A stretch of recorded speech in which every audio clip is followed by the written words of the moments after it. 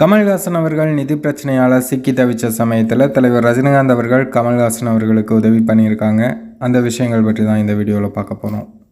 1995 கமலையா குருதி புனல் அப்படின்னு ஒரு படம் எடுத்தார். அந்த படம் தமிழ் மற்றும் தெலுங்கில் தயாரிக்கப்பட்டுச்சு. கமல்ஹாசன் அவர்கள் தான் தயாரித்தாங்க.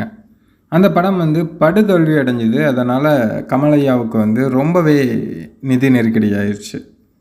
அதை தெரிஞ்சுக்கிட்ட சூப்பர் ஸ்டார் ரஜினிகாந்த் அவர்கள் என்ன பண்ணியிருக்காங்க அப்படின்னா, தலைவர் தயாரித்த அருணாச்சலம் படத்தோட கேரளா ரைட்ஸை கமல்ஹாசன் அவர்களுக்கு வழங்குகிறாங்க.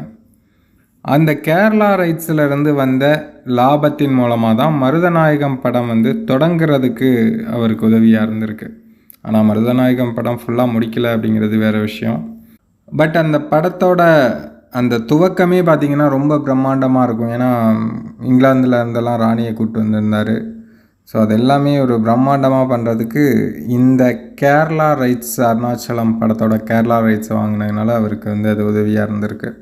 அருணாச்சலம் படத்தின் மூலமாக 8 தயாரிப்பாளர்களை தலைவர் வாழ வச்சார் அப்படிங்கிற விஷயம் எல்லாருக்கும் தெரியும். பட் கமலையாவுக்கு இந்த கேரளா ரைட்ஸை வழங்கினதுமே பார்த்திங்கன்னா அவருக்கு உதவி செய்கிறதுக்காக தான் அப்படிங்கிறது நிறைய பேருக்கு தெரியாது. தலைவர் எப்போதுமே தன்னுடைய நண்பர்களுக்கும் சரி, எதிரிகளுக்கும் சரி உதவி பண்ணிகிட்டே தான் இருக்காங்க.